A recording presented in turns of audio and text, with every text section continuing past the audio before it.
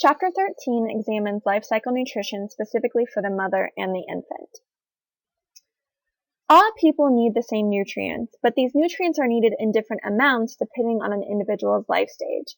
So regardless of whether you're a newborn infant or if you're 100 years old, you need the same nutrients. So we all need carbohydrates, fat, protein, vitamins, minerals, but the amount that we need depends on what life stage we are in. So this week we're going to focus specifically on mother and infant nutrient needs, and chapter 14 will address childhood, adolescence, and young adulthood and older adulthood. So first, focusing on pregnancy. A pregnant woman must understand that her nutrition today is critical to the health of her future child throughout the life. So the nutrition of your mom really affects you, and then your nutrition will affect your future children.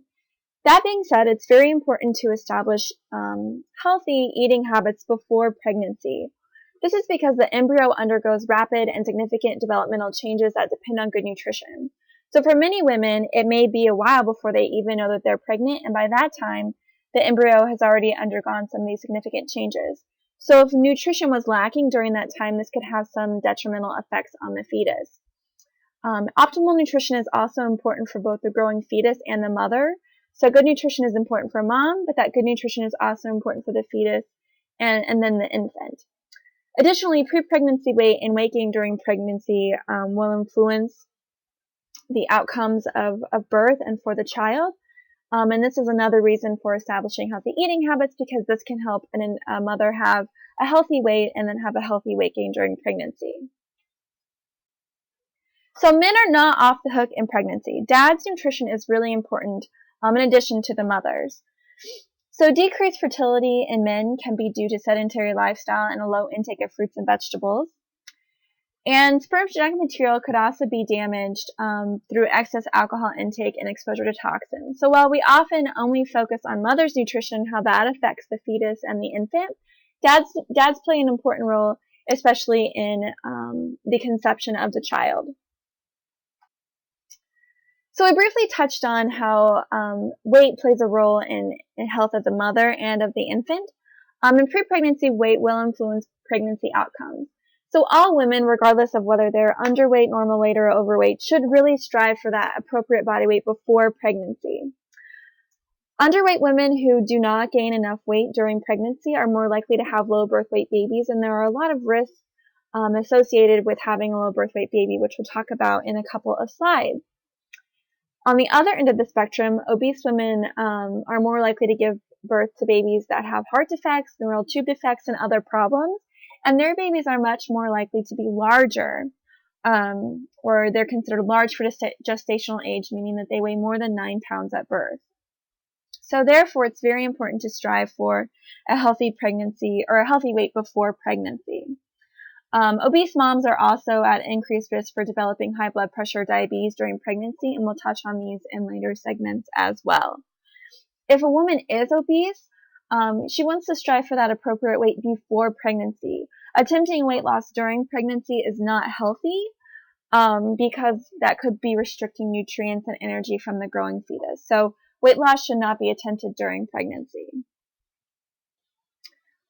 Poor nutrition is a major factor for low birth weight infants. So if we have an underweight mom who doesn't gain enough weight or gain appropriate amounts of weight during pregnancy, or even a normal weight or overweight obese mom that isn't nourishing herself properly, this can be a major factor for a low birth weight infant. And this is concerning because there are many consequences of being very low birth weight. This can translate to a lower adult IQ, other brain impairments, short stature, and then kind of funny, this increases the risk of obesity or other chronic diseases later in life. So you would think that someone that has poor nutrition and is very small at birth would be small throughout their whole life. But basically the body could go through where it's like always trying to play catch up. So this could increase the risk of obesity and other chronic diseases, which is not good either.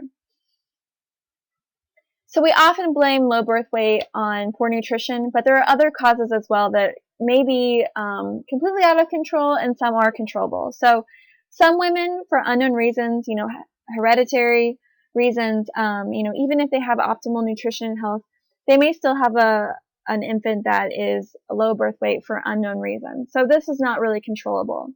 Certain disease conditions could cause a woman to give birth to a low birth weight infant.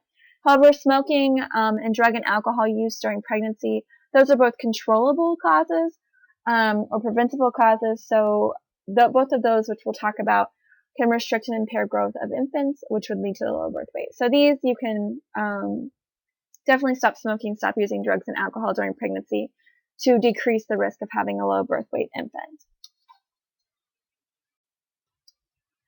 Nutrition determines whether a woman's uterus is able to support the growth of a healthy placenta during the first month of gestation. So basically the placenta is the main organ of pregnancy.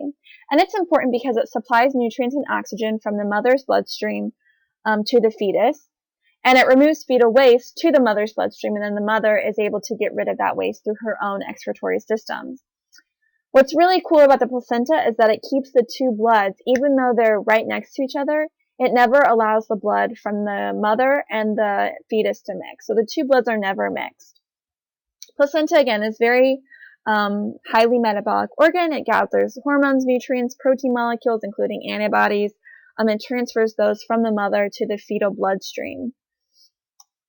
Some other organs that are involved in pregnancy are the umbilical cord, which is basically the rope-like cord that's doing the transferring, and essentially the route of nourishment from the mom to the fetus. We also have the amniotic sac, which is basically the big bubble or the big sac that the fetus is floating in within the uterus. And as mentioned before, poor maternal nutrition really does impact generations. So what you do, now, either as a woman who may have a child or as a man who may father a child, but specifically for moms, the choices that you make now, if you have a low birth weight infant, then that could cause them to never be able to have a healthy birth weight infant. And then that could cause them to go on down the line. So really, you don't want to blame your parents for, your nutrition choices now or how your health is now. But really, poor maternal nutrition can have a major impact on future generations. So that's why it's important to establish healthy habits, including a healthy body weight before pregnancy, so that we can have optimal pregnancies, healthy infants, and then those infants are healthy, as we'll talk about next week, through childhood, adolescence, and then adulthood, and continue that for future generations as well.